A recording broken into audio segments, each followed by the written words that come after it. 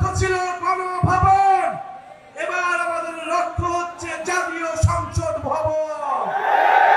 আমরা গণভবন জয় করেছি, এবার জাতীয় সংসদকে আমরা জয় করব ইনশাআল্লাহ। জাতীয় সংসদে তরুণদের অভূতপূর্ব বিজয় উদযাপিত হবে সামনের নির্বাচনে। কিন্তু তার আগে কথা আছে, নির্বাচনের আগে অবশ্যই সংস্কারের সুরাহা হতে হবে, বিচারের সুরাহা হতে হবে।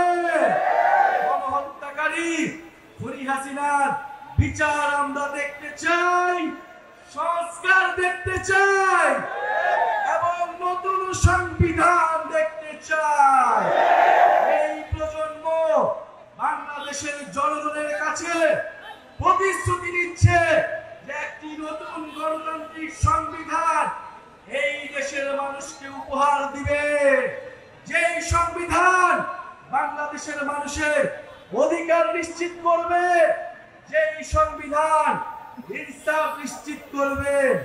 প্রিয় বন্ধুগণ, স্বৈরতন্ত্র এবং পরিবারতন্ত্রের অবসান ঘটাতে হবে এই বাংলাদেশ থেকে। মেধা এবং যোগ্যতার ভিত্তিতে আমরা নতুন রাজনীতি এবং নতুন বন্দোবস্ত গড়ে তুলব। প্রিয় বন্ধুগণ, রাজশাহীতে এসেছি, রাজশাহী সম্পর্কে দুই একটি কথা না বললেই নয়। রাজশাহী ঐতিহ্যের নগরী, রাজশাহী জ্ঞান বিজ্ঞান ও সংস্কৃতির নগরী। এই পদ্মার পরে রাজশাহী যুগ যুগ ধরে টিকেছিল।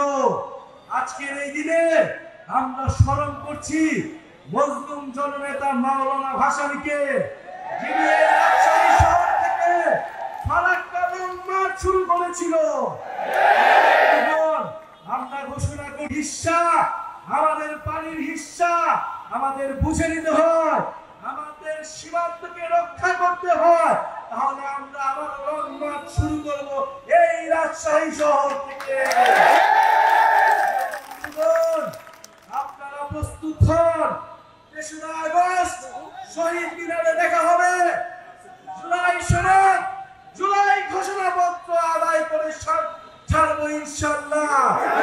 যারা বলে জুলাই কেবল আবেগের বিষয়, যারা বলে জুলাইকে কোনো সাংবিধানিক ভিত্তি দেওয়ার প্রয়োজন নয়, বন্ধুগণ তাদেরকে দেখিয়ে দিতে হবে ৩রা আগস্ট ২০২৫ সালে বাংলাদেশের জনগণ আবারও মুজিববাদের বিরুদ্ধে, আবারও মুজিববাদী সংবিধানের বিরুদ্ধে একত্রিত হবে। যারা জুলাইকে সংবিধানে জায়গা দিতে চায় না, যারা জুলাইকে কোন আইনি কাঠামোতে জায়গা দিতে চায় না, তারা মুজিববাদের ফেরার রাস্তা তৈরি করতে চায়। তারা মুজিববাদের নতুন পাহারাদার হিসেবে নিজেদের ঘোষণা করেছে। মুজিববাদের যারা পাহারাদার, তাদের বিরুদ্ধে আমাদের অবশ্যই প্রতিরোধ গড়ে তুলতে হবে। প্রিয় সংগ্রামী বন্ধুগণ, এই রাজশাহী নগরকে, এই রাজশাহী জেলাকে আমরা আবার পুনর্গঠন করতে চাই। এই বরেন্দ্র অঞ্চলের হারানো ঐতিহ্যকে ফিরে আনতে চাই। রাজশাহীতে কর্মসংস্থান থাকবে, রাজশাহীতে শিক্ষা থাকবে, রাজশাহীতে চিকিৎসা থাকবে, রাজশাহীতে শিল্পের বিকাশ ঘটাতে হবে। উন্নয়ন মানে কেবল ঢাকার উন্নয়ন নয়, উন্নয়নের বিকেন্দ্রীকরণ করতে হবে, ক্ষমতার বিকেন্দ্রীকরণ করতে হবে। এটার জন্যই সংস্কার, এটার জন্যই আমাদের নতুন দেশ, এটার জন্যই জুলাই পদযাত্রা। জুলাই পদযাত্রার বার্তা নতুন দেশ গঠনের বার্তা, দুর্নীতিমুক্ত বাংলাদেশের বার্তা, বৈষম্যহীন ইনসাফ ভিত্তিক বাংলাদেশের বার্তা। আপনারা বাংলাদেশের প্রতিটি গ্রামে গ্রামে, বাসায় বাসায় পৌঁছে দিবেন। ইনশাআল্লাহ আমরা ইনসাফের ভিত্তিতে, দায় দরদের ভিত্তিতে নতুন দেশ উপহার দিব বাংলাদেশের জনগণকে।